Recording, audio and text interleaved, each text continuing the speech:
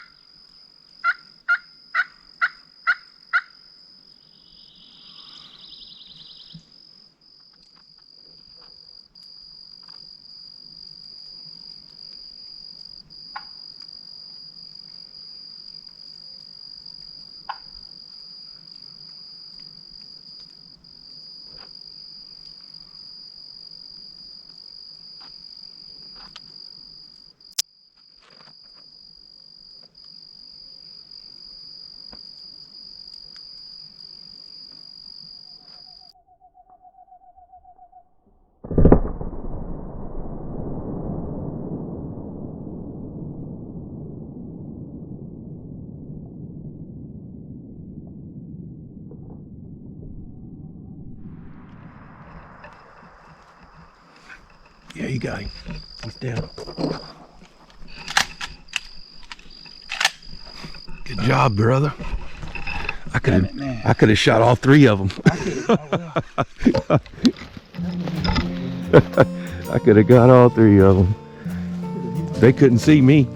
I was wide in the open there. Yeah. Good deal. Successful hunt this morning.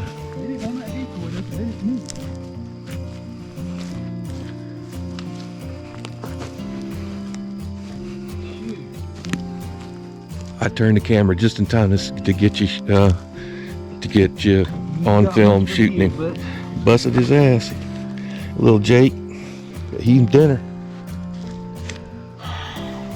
Damn it, man. Hey.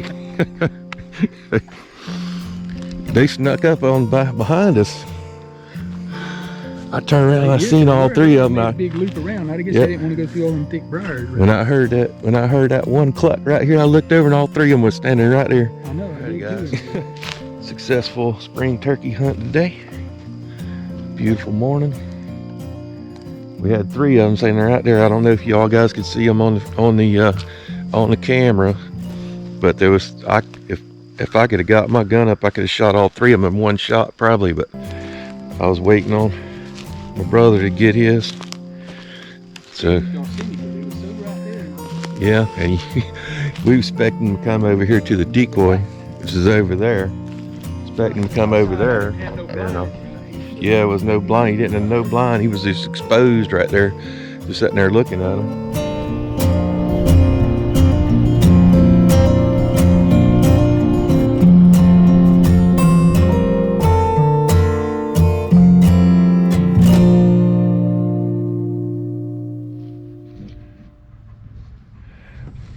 Alrighty, so we got our little bird back to the house. Got him out here on the tailgate. So Robert's going to show y'all how he cleans them. First we got to get the beard and little guy, but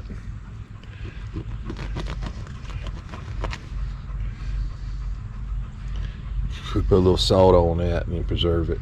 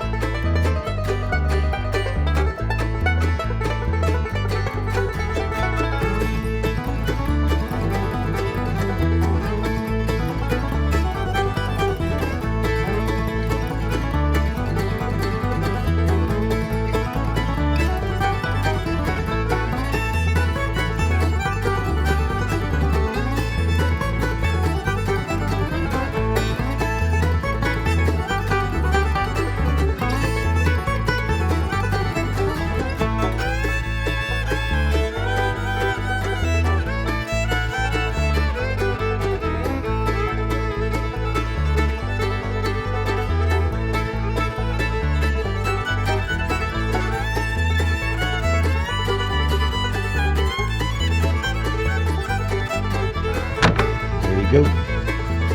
Completely cleaned. Not much else still worth saving. No, ain't nothing else worth saving. You don't want that back or none of that stuff. Give Homer a bite right there. Oh, that's tenderloin. You know what they got in there. Stinks so bad.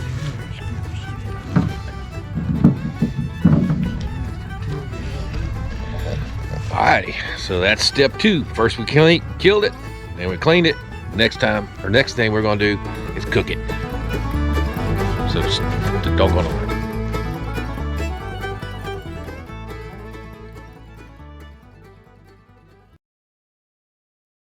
So that was a great time. We had a great, successful turkey hunt. So welcome into my outdoor kitchen here.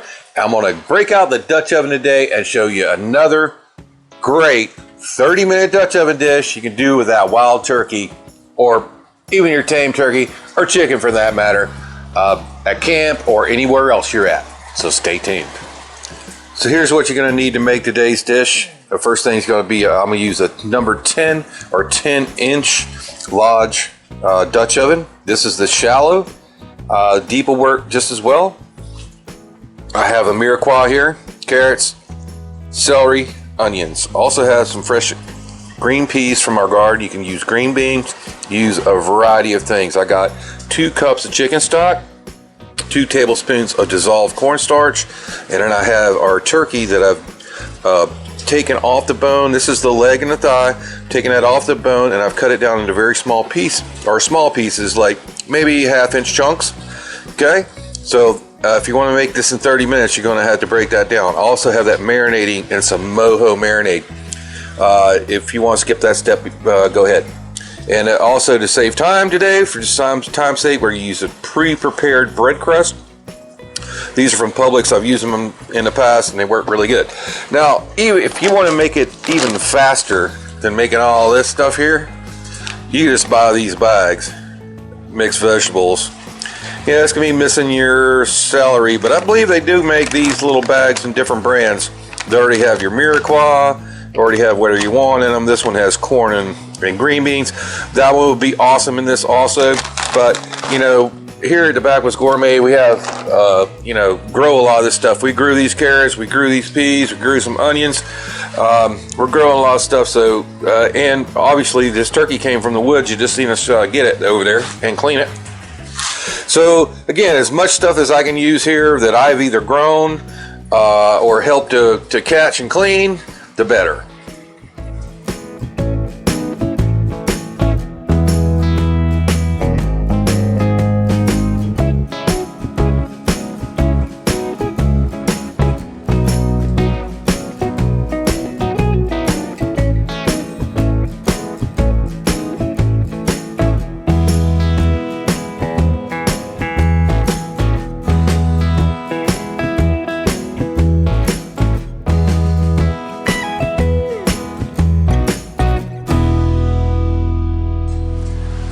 Alright, let's go ahead and we've given it about 5 minutes to preheat the oven. Okay, just get all that cast iron all going up. And I didn't mention this in the ingredients. Going to need a little olive oil. It's about a tablespoon. Okay, I'm going to go ahead and dump in the things that are going to take the longest. And I've designed this into being pretty much a dump. Okay, we're going to pretty much just dump everything in there. We're going to give these guys a little head start. Alright, put that lid back on. Those are 2 things. They're going to take a little while, and just a couple minutes I'm going to put in the celery. Alright, just a couple minutes on those. Move the lid, give them a little, they're sauteing along really nicely now. I'm trying to start all these, again, if you're trying to do this 30-minute, start all stuff out room temperature, and that's what I did. Alright, so I got that going in there now. Go ahead and put in the celery. That's the last part of our mirepoix. My peas have already been blanched since those were frozen from our garden, fresh frozen from our garden. So I'm gonna hang off on those. I'm gonna give the celery just a couple minute head start. Alright, put the lid back on. Give it a few more minutes. Let's, okay, 2-3 minutes. I don't want to burn anything that's in there. This oven's pretty hot right now. Keep that moving. Oh man, that smells awesome. Man, you can't beat a Miracle. Just give it a quick stir. Some of those onions are already starting to become translucent. Alright, so now we're just going to go ahead and dump in our turkey. And I've drained most of the marinade, but not all of that mojo marinade out of there.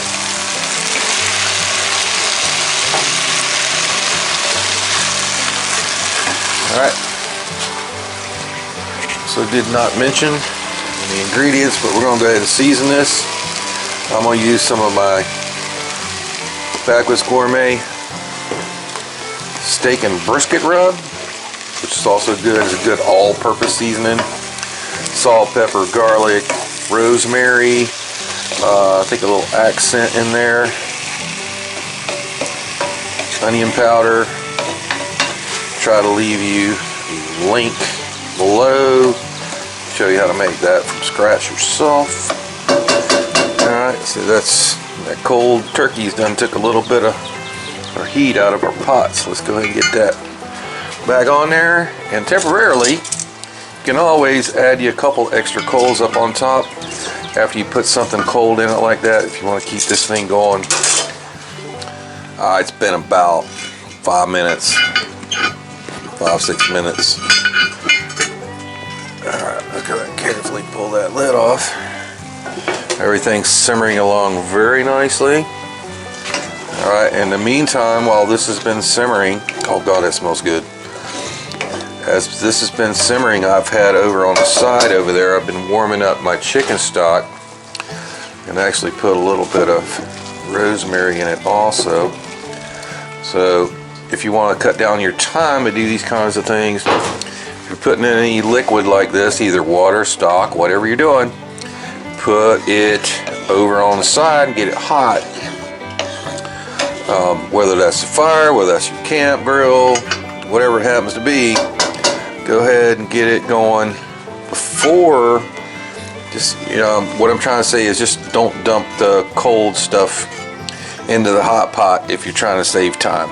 So while I was waiting for that 5 minutes for the chicken to simmer, it only took me 5 minutes to get that chicken broth nice and warm, so that it wouldn't take so much heat out of the Dutch oven.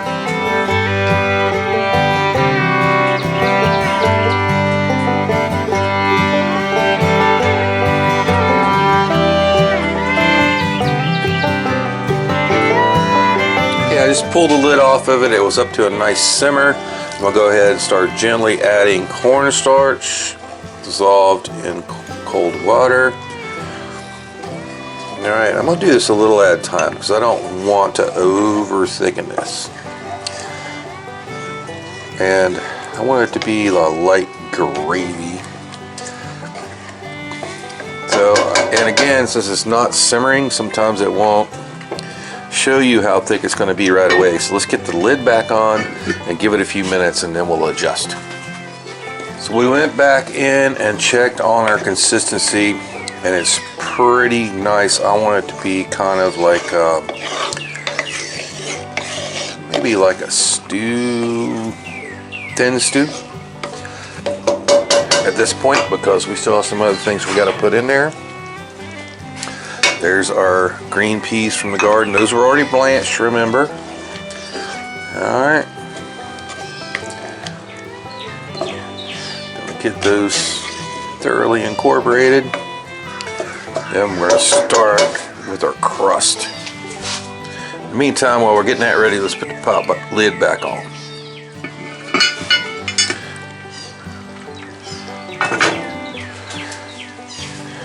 Alright, so I'm going to take my pre-made pie crust and we're going to try to, let me see if I can find the right tool to do this. Probably a fork would be the best.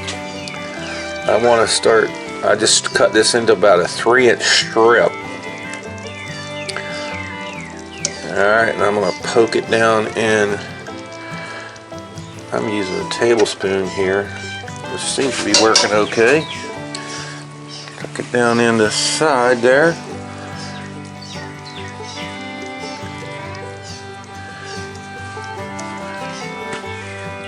Work it all the way down and around there. Got one more. So that was most of one of my crusts that I had from the pre-packaged deal. Poking it right down in on the side. Alright. Next thing we'll do is put a top on it. Here's the other thing I'm going to do. I'm going to take the remaining little piece of the crust that I had left going, the one crust I had left going from the side, and I'm going to just break it up into small little bits. Alright, and that's going to help to thicken this even more. So let's get all of it in there. Alright, and I'm going to just take my spatch.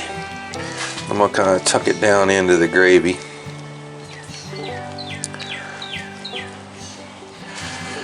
Just like that. Now we're not going to take a whole lot of care with this guy right here, but these come already just about the same size as the 10-inch Dutch oven. I'm basically just going to kind of lay them in there, just like that. Alright. Since I don't really have a kitchen knife out here, I'm going to just take my leatherman tool and poke a couple holes in it, just like that. Now we're going to take off the bottom, some of the bottom heat. We're going to calm that down a bit. We're going to keep that top heat on, and we're going to have to watch to try to keep it down lower. Actually, let's take that. It's a little hot here. Make sure that you don't have any spots of your crust that are way up too high, because they'll just burn on you.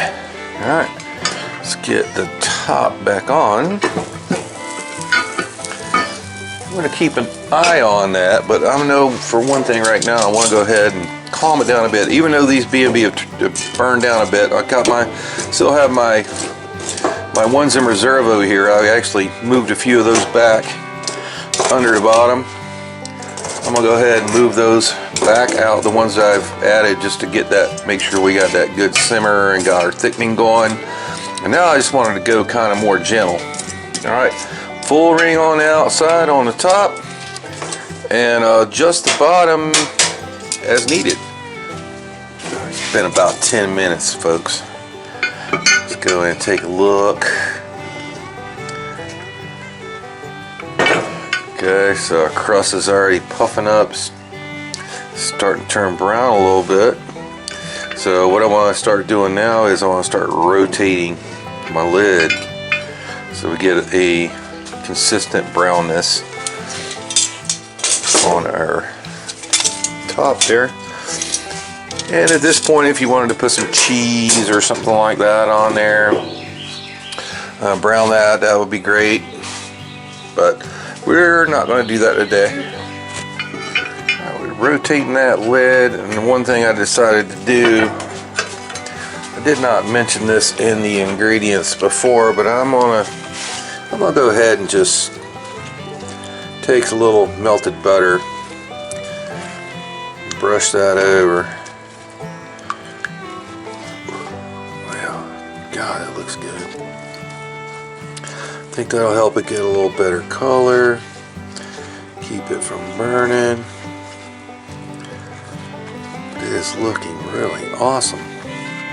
Leave your comments below right now if you think that is looking awesome. So for this last 10 minutes or so, and that'd be Cabela of this cook, I took all the bottom heat off. I don't want it to get any drier because it is venting off through those holes. Should be done.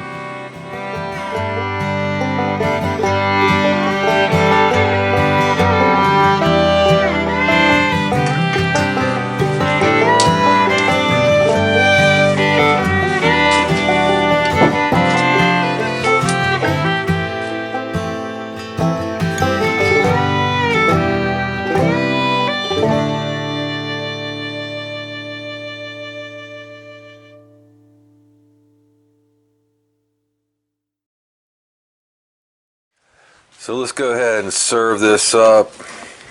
I'll tell you one thing, it smells freaking delicious. Okay, go ahead and get me a good portion of the crust and the filling. Oh, well, I can still smell a little bit of that marinade too from the turkey.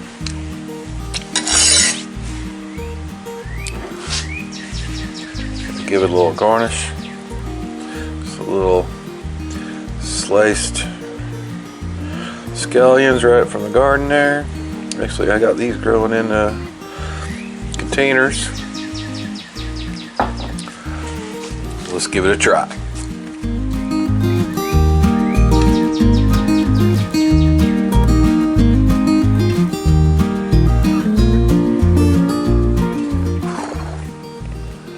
Man, that looks delicious. You want to buy it, I know you do. If you do, leave a comment down right there in the comment section below. Go ahead, oh, steaming hot.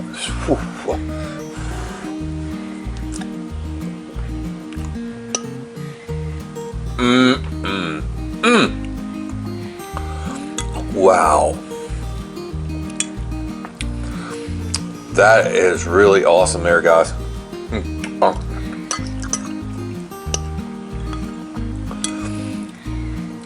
I don't know how to make a wild turkey any better than that right there. Sorry, I just can't stop eating it.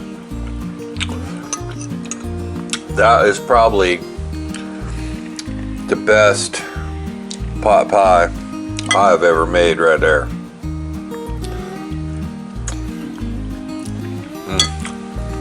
Wow.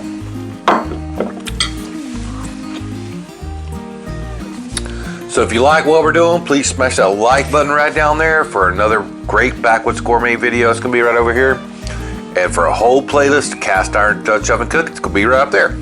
And don't forget to hit that subscribe button so you don't miss out on great content here at the Backwoods Gourmet channel. We'll see you next time.